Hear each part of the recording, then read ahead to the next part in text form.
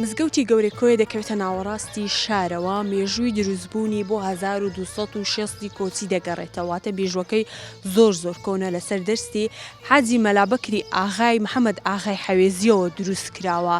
ڕوبەری هۆڵی نوێشکردنەکەی 600 متر چوارگۆشەیە و پێک دێت لە چەندین خانە کە لە بۆ نوێشکردن بێگومان بەکار هاتووە شوێنێکی مێژوویە لە کۆیە هەروەکو خۆی ماوە شوێنێکی زۆر جوان و زۆر فراوان و گەورەیە پێم خۆش و بە ئێوەشی نیشان بدەم.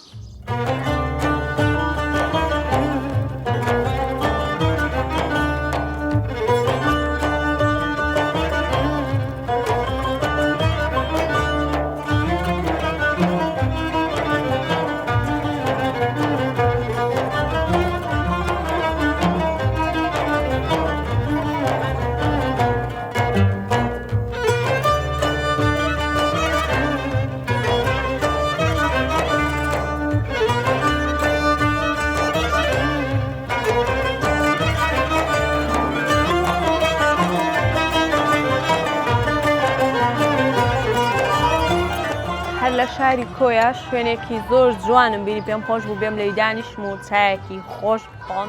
شوێنێکی زۆر کلتوری و کوردەواریان دروست کردووە گەنجان بۆ خۆیان ئێواران دێن لێرە چای و قاو و